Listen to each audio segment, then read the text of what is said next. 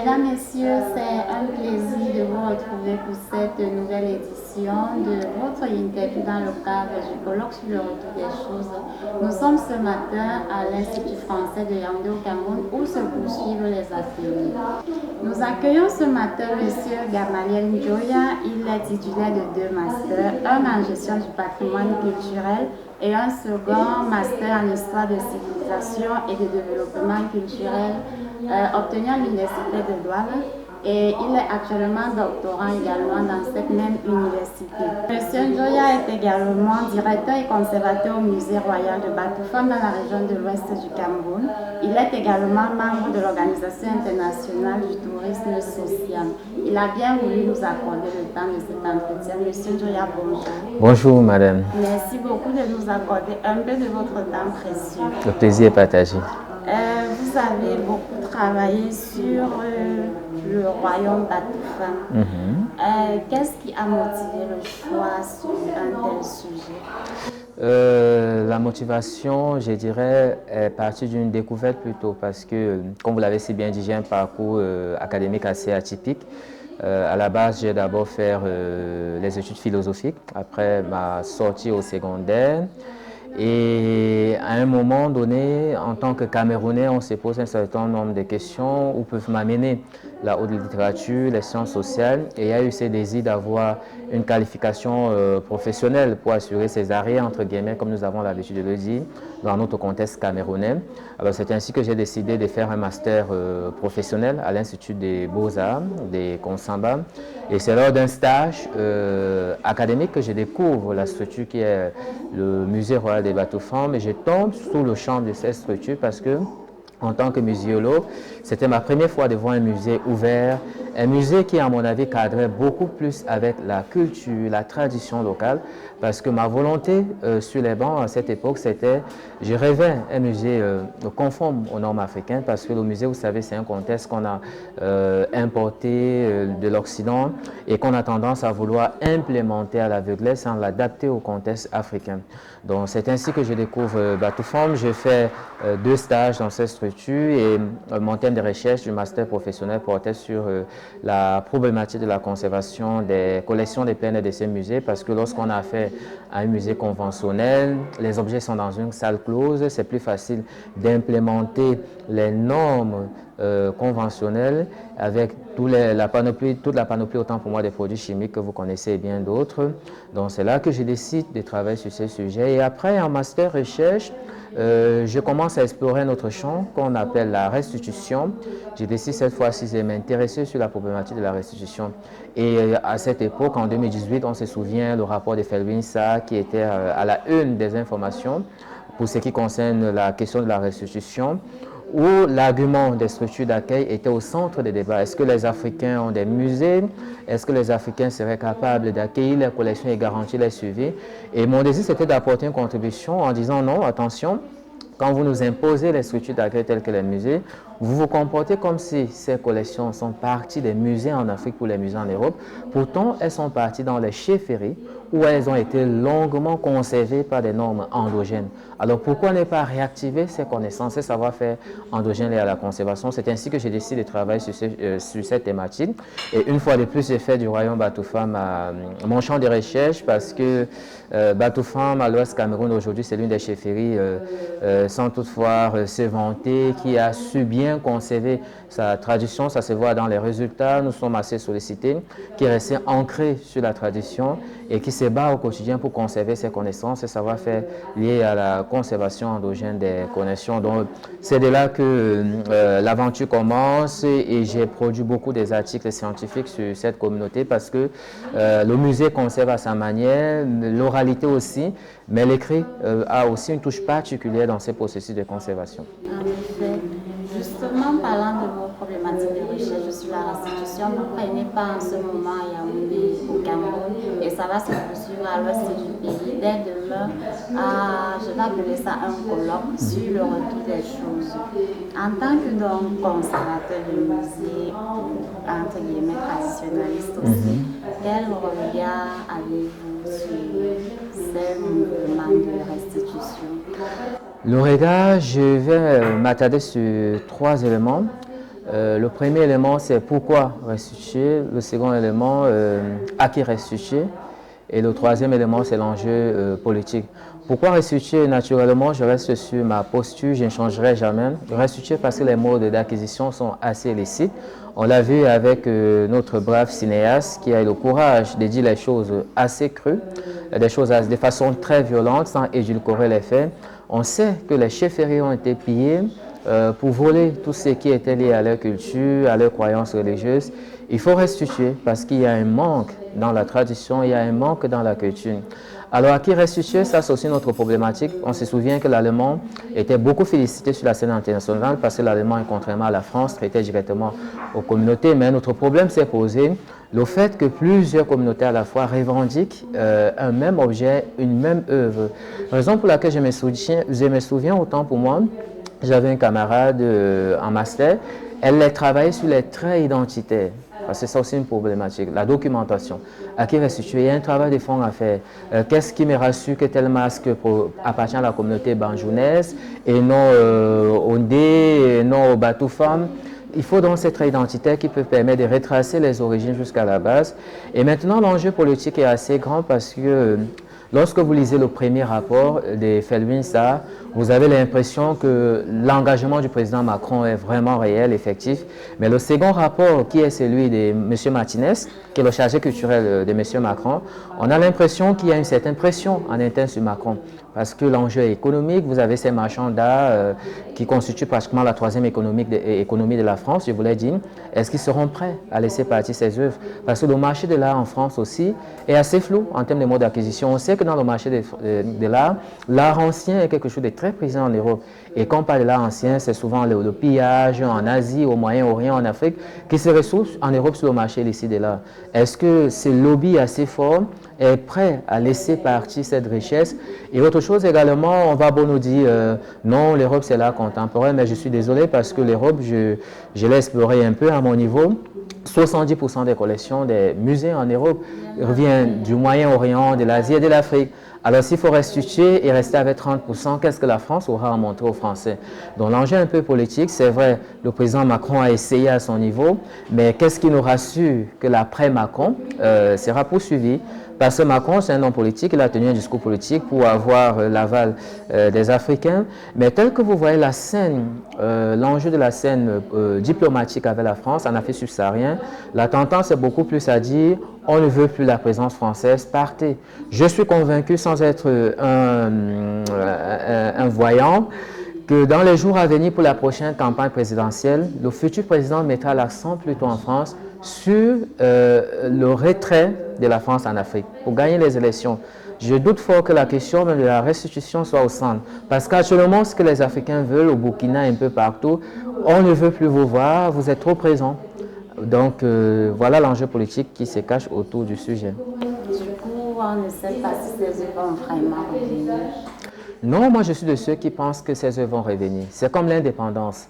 Est-ce que vous pensez que les Français ont voulu nous donner l'indépendance? Non, c'est parce qu'il y a eu une pression et c'est pour cette raison que j'ai voulu être ici. Nous devons continuer dans ces lancées, ça fait beaucoup de pression que la chose va arriver. Et je pense que si la France, à mon avis, à mon humble avis bien sûr, si la France n'est pas assez flexible, la chose peut arriver à une affrontation conflictuelle. Ça, c'est très clair. La même chose qu'on a vu à la veille de l'indépendance. Voilà pourquoi les Allemands étant intelligents, au début, ils ont vite fait de dire non, on est prêt à vous remettre, envoyez-nous les communautés et reprenez. Mais la France, je me dis aussi, il y a un problème de fond. C'est comment on a procédé pour l'acquisition de ces choses. Ça, c'est aussi un autre problème. Si les Français vous restituent, après la restitution, est-ce que tout s'arrête là? Non, vous allez dire on veut aussi la réparation. Et voilà où le rapport de Martinez est un peu intelligent. Ils ont vite fait, quand vous lisez le 4e point parmi les 12 critères, il vous dit, quand vous réclamez vos objets, 1, garantissez-nous que ces objets seront bien conservés. 2, ne demandez pas de réparation. Vous voyez un peu le mot, c'est fort. Mais ils savent que c'est impossible. Parce que si on restitue un bien qui m'a été volé, après, je dirais, vous avez brûlé toute une chefferie pour prendre ces biens, vous devez réparer. Alors, on va réparer à des millions de communautés en Afrique subsaharienne. Ça, c'est aussi payer l'économie de la France. C'est ça qui crée le problème. d'accord, va un peu sortir de la politique pour entrer en Afrique, entre guillemets. Hier, vous preniez part à un workshop intitulé La vie des choses. J'ai donc envie de poser d'un point de vue mystique, est-ce que ces objets partis justement des chaufferies qui autrefois étaient dotés de pouvoir, ayant passé 50, 60 décennies dans les musées occidentaux, quand elles vont revenir, est-ce qu'elles seront encore dotées de ces pouvoirs? Si vous étiez lors du second panel, je pense que j'ai répondu à cette question. Pour mieux comprendre cela, il faut revenir à mon avis sur la démarcation entre la religion traditionnelle bamileke et la religion occidentale. La religion occidentale, qu'elle soit asiatique ou occidentale, est essentiellement fondée sur ce qu'on va appeler le fondamentalisme religieux, le radicalisme qui entraîne toutes les guerres religieuses dans le monde. Avec la Bible, vous avez une doctrine, avec le Coran, vous avez une doctrine, vous avez la confrérie. Si vous n'êtes pas catholique, vous n'êtes pas sur la bonne voie. Tout le monde qui veut être sauvé doit être catholique. Tout le monde qui rêve à une vie après la mort doit être protestant. Si tu veux aller au paradis, seul le musulman va aller au paradis. Dans la religion traditionnelle bamileke, cela n'existe pas. La religion traditionnelle bamileke est valable pour les bamileke et n'a pas d'impact sur un membre d'une autre tribu. Si vous arrivez à Batoufam et que vous ne faites pas un sacrifice d'animaux sur un autel, cela ne vous engage en rien parce que vous n'êtes pas Batoufam. Cette religion ne s'impose pas à vous. Par contre, un Batoufam qui appartient à ce groupe d'individus, s'il ne le fait pas, il aura des sérieux problèmes, les choses ne vont pas marcher. Pour revenir donc sur la notion d'objet, beaucoup ont tendance à dire si ces objets avaient des vrais pouvoirs, pourquoi ils ne se défendent pas de l'autre côté? C'est faux. Premièrement, les anciens étaient conscients d'une chose, c'est que si on met sur pied une loi répressive et qu'on ne mette pas des bornes ou bien des limites, ça peut injustement frapper un inconnu. Vous êtes inconnu, vous arrivez à Batoufam, vous ne savez même pas que ça c'est l'hôtel, c'est interdit, et vous traversez dessus avec vos chaussures. En quoi est-ce que cet hôtel doit vous frapper? Vous ne connaissez pas. C'est pas à partir du moment où on vous dit attention, c'est l'hôtel. Si vous revenez, ça peut avoir un effet. Donc, une fois que ces objets sont partis, pour ceux qui sont encore chargés, la vérité reste et demeure, ça n'a pas d'effet parce que c'est hors du contexte bamileke. Donc, c'est fort possible qu'à leur restitution, une fois qu'on va les réintroduire dans leur milieu de vie du départ, leur milieu de vie primitif, que ces charges puissent être naturellement réactivées à des fins utiles. On reste encore sur le même sujet. Est-ce que quand ces objets mythiques, entre guillemets, vont revenir, est-ce qu'il y aura une sorte de purification? Est-ce que le fait que ce soit parti de leur lieu d'origine ne les rend pas un peu soumis? Purification, je dirais non, et ça reste un point de vue. Parce que ces objets n'ont pas fait objet de souillure, par exemple, est-ce que dans les musées on s'est moqué de ces objets, on a fait des pratiques sur ces objets qui vont à l'encontre de la tradition? Je ne pense pas. Ça serait plutôt à mon avis un moment de réjouissance, comme on l'avait avec le peuple comme, une festivité autour de la chose, un grand moment de réjouissance, de pleurs, de joie pour les accueillir, pour dire enfin vous êtes revenus, et de les réinsérer dans leur milieu de vie. Voilà pourquoi je rejoins le docteur Guitti, qui dans sa contribution pensait que ces œuvres sont cultuelles et doivent rentrer plutôt dans des chefferies et non dans des musées. Ça c'est impossible, leur place ne se trouve pas dans les musées. Maintenant, quand ces objets vont revenir, je voudrais savoir comment faire comprendre leur importance aux communautés, parce qu'on parle de retour depuis, mais beaucoup ne savent pas de quoi il s'agit concrètement. Je ne parle pas des chaufferies ou bien des communautés restreintes des villages, mais je parle des grandes métropoles, comme ici à Yaoundé par exemple. Si vous sortez dans la rue et que vous posez la problématique du retour des choses, des objets, en leur expliquant de quoi il s'agit, beaucoup de gens vont vous dire qu'ils sont désintéressés. Donc ma question est de savoir comment les amener à comprendre l'importance de ces objets une fois que ces objets seront effectivement...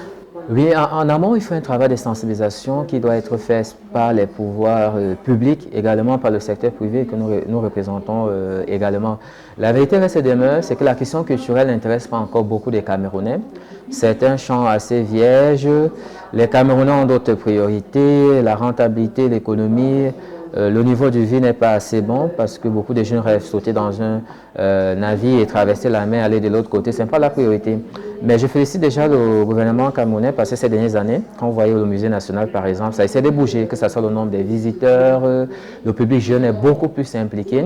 Si les pouvoirs publics continuent dans ce sens, je pense que le résultat sera assez intéressant. Donc, c'est pas à moi de prendre des initiatives parce que vous le savez bien, hein, au Cameroun, c'est l'État qui s'occupe de la restitution.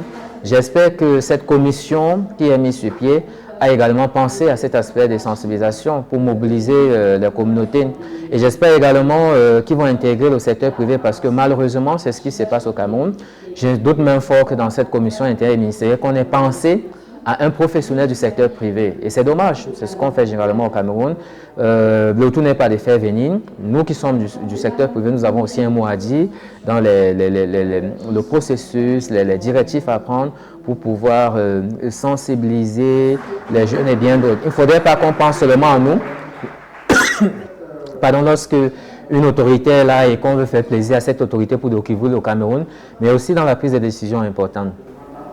D'accord. Je voudrais qu'on revienne sur quelque chose que vous avez mentionné hier pendant votre prise de parole et qui m'a beaucoup frappé.